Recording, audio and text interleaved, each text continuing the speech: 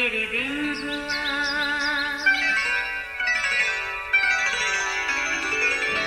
نیا پھر دن ہوا، پرانی رات کا کرے سو شکر ہم خدا کی ذات کا، خدا کی ذات کا نیا پھر دن ہوا۔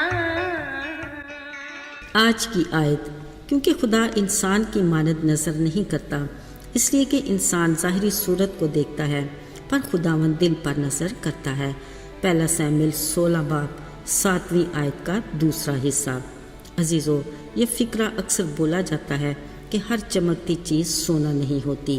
یہ دانشور لوگوں کا مقولہ ہے جس میں بڑی حقیقت بھی ہے۔ یوں ہی صحرا میں گویا سراب کی مانند جو سفر کرتے پیاسے مسافر کے لیے پانی کا ایک دھوکہ ہے۔ یاد رہے، آج کے نمود و نمائش کے اس دور میں بہت سی ایسی اشیاء ہیں جو حقیقت میں دکھائی دینے کے بالکل برعکس ہیں۔ یہ اس دنیا کے سردار ابلیس کے وہ خوبصورت جال ہیں جو وقت اور حالات کے ساتھ بدلتے رہتے ہیں، اور انسان بڑی آسانی سے اس کا شکار بھی ہو جاتا ہے اور باوجود ذی شعور ہونے کے دھوکہ کھا جاتا ہے۔ عزیزو، یاد رہے، آسمان اور زمین پر فقط ایک ایسی ذات ہے جس کی آنکھ کبھی دھوکہ نہیں کھاتی، اور وہ ہے خداوند خدا۔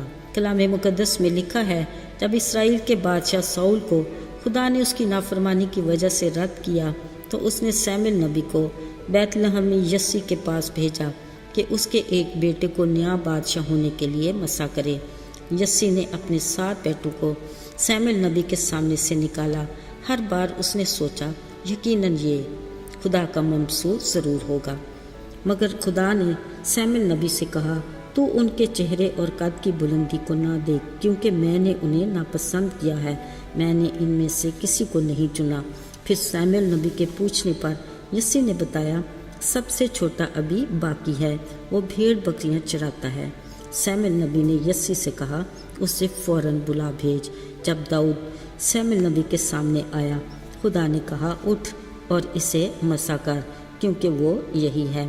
تب ساموئیل نے تیل کا سینگ لیا اور اسے اس کے بھائیوں کے سامنے مسا کیا۔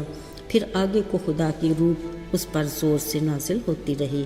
عزیزو، اگرچہ داؤد سرخ رنگ، خوبصورت اور حسین تھا، مگر وہ سب سے چھوٹا اور سادہ مزاج معمولی سا چرواہا تھا، جس کی باپ یسی سمیت بھائیوں کے لیے کوئی اہمیت نہیں تھی، مگر اس کی شخصیت میں پنہاں تمام خوبیاں خدا کی نگاہ سے چھپی نہیں تھیں۔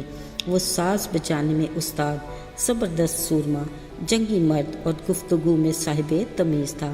اسی لیے خدا نے اسے اپنی قوم اسرائیل کا بادشاہ ہونے کے لیے وقت سے پہلے ہی چن لیا۔ بلا شبہ یسوع کی آنکھ گہرائی تک دیکھ لیتی اور نیت کو پرکھ لیتی ہے۔ اسے اعلیٰ رتبہ ناموروں کی ضرورت نہیں۔ اس نے اپنی زمینی زندگی میں بھی سادہ مزاج، عام کاروبار کرنے والے معمولی مچھیروں کو چنا، جو اس کے شاگرد کہلائے اور بعد میں رسول کے اعزاز سے بھی نوازے گئے۔ عزیزو، یسوع نے شمعون کو بلاہٹ کے دوران ایک نظر سے ہی پرکھ لیا تھا اور اسے کہا، تو پطرس کہلائے گا اور تجھ پر میں کلیسیا کی بنیاد رکھوں گا۔ یہ پطرس ایک سادہ مزاج، کمزور کردار کا مالک معمولی مچھیرا تھا، جس کو خدا نے ماہی گیر سے آدم گیر بنایا۔ یقیناً آپ کو یاد ہوگا، موصول کی چونگی پر بیٹھا ٹیکس افسر متی، اگرچہ لوگوں کی نظر میں وہ عزت دار اور امیر آدمی تھا، مگر یسوع کی نگاہ اس کے دل پر تھی، جو اکثر سوچتا، کیا یسوع اس کے قصور اور گناہ معاف کر سکتا ہے؟ وہ یہ بھی سوچ کر پریشان ہو جاتا، کیا یسوع بھی دوسرے لوگوں کی طرح اس سے نفرت اور حقارت سے دیکھتا ہے؟ عزیزو، کیسی خوش کن بات یہ ہوئی کہ خدا نے اسے محصول چونگی سے اٹھا کر اپنے دیگر شاگردوں میں شامل کیا۔ بعد میں وہ یسوع کی زمینی زندگی کے واقعات کا لکھاری بنا، جس کا تحریر کردہ حصہ متی کی انجیل مقدس میں شامل ہوا۔ میرے عزیزو، اس وقت ہم بھی یقیناً یہی سوچ رہے ہوں گے کہ خدا کی ہمارے لیے کیا مرضی ہے۔ شکر اس الہی ذات کا جس کی آنکھیں ساری زمین پر لگی رہتی ہیں اور اپنے لوگوں کی نگہبان ہے۔ آج ہم جس مقام پر ہیں، اگر ہم اپنی زندگی میں مطمئن اور خوش ہیں تو یہ اس کے بڑے فضل کی ہی بدولت ہے۔ پر عزیزو، اگر آپ میں سے کوئی ابھی تک اپنی زندگی کے مسائل میں الجھا ہوا ہے تو گھبرانے کی ضرورت نہیں، خود کو خدا کے سپرد کیجیے، وہ اپنے لوگوں کے لیے بھرپور اور خوشحال زندگی کی آرزو کرتا ہے۔ اس کے لیے وہ موقع بھی فراہم کرتا ہے اور وسائل بھی، تاکہ وہ خداوند میں خوش رہیں۔ کلام مقدس میں لکھا ہے، خداوند میں مسرور اور شاد رہ تو وہ تمہارے دلی مرادیں پوری کرے گا۔ آئیے دعا کریں۔ زندہ جلالی آسمانی باپ، تو جو آج اور کل بلکہ ہمیشہ تک یکساں خدا ہے، اگرچہ ہم اپنے مطلب سے دعائیں بدلتے رہتے ہیں مگر تو کبھی نہیں بدلتا، تو اپنے قول اور فعل میں یکساں ہے، تیرے وعدے اٹل ہیں۔ ہمیں اپنی رفاقت میں مضبوطی سے جوڑے رکھ اور ہمارے ایمان کو بڑھا۔ یسوع کے فتح مند نام میں مانگتے ہیں، آمین۔